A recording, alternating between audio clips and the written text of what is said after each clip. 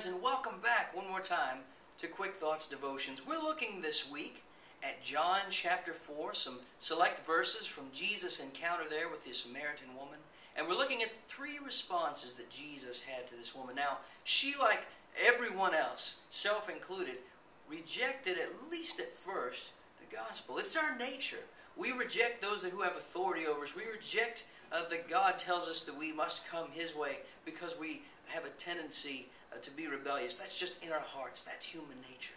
She asked Jesus in the previous segment, essentially, who do you think you are that you could do all this? My friends, Jesus is the Lord, and He comes with true living water, the answer to all of our questions and all of our problems. This week we're following right up with that, and once again, even though Jesus told her plainly, she tried to distract Him. Picking up the reading in verse 15. The woman said to Him, "Sir, give me this water, so that I will not be thirsty or have to come here to draw water." Jesus said to her, "Go call your husband and come here."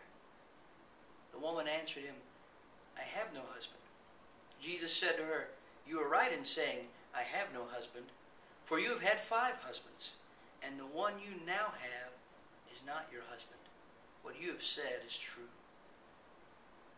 Now this seems sort of an odd interchange or exchange here at first reading, but if we keep it in context and we see the conversation that's going on, we see that Jesus came here concerned for her soul, and we see that this woman was rebellious in nature, being born of the human race as we all are, and that she was trying to distract Him left and right.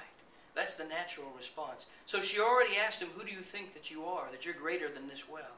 Well, He's the Lord Jesus. He has living water. Now she says, "Well, fine.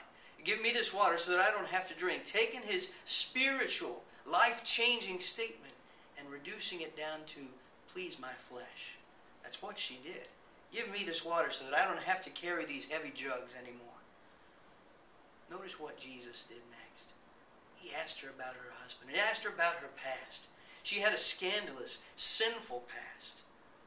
Jesus met her exactly where she was and saw through the facade that she put up in front of people. He saw through all the things that she might have put up in front of anyone who might not have known who she was. Jesus knew exactly who she was. My friends, Jesus knows exactly who you are and who I am. There is no need to put up this front in front because God sees everything. The Lord Jesus knows our deepest, darkest, most scandalous secrets. Oh, go call your husband, woman, because you've had 5, and now you're with the man who's not your husband. Later, the woman was expressing to her friends, "Come see the man who told me everything I ever knew, or everything I ever did." She was so amazed by this. But what I'd like to point out, as she tried to derail Jesus, He never got off His course. He came there concerned about her soul, concerned about her sinful situation.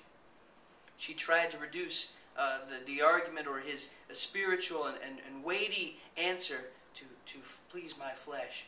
But Jesus maintained the course. He was concerned for her soul. And my friends, He's still concerned for people's souls. The Lord never troubles anyone's heart, lest He's drawing them with a desire to save them. That's His purpose in doing so. We might come up with answers to try to distract ourselves from time to time, but when the Spirit of the Lord is dealing with us, He will stay the course. He is concerned for our soul and well-being. She tried to reduce things, distract Him.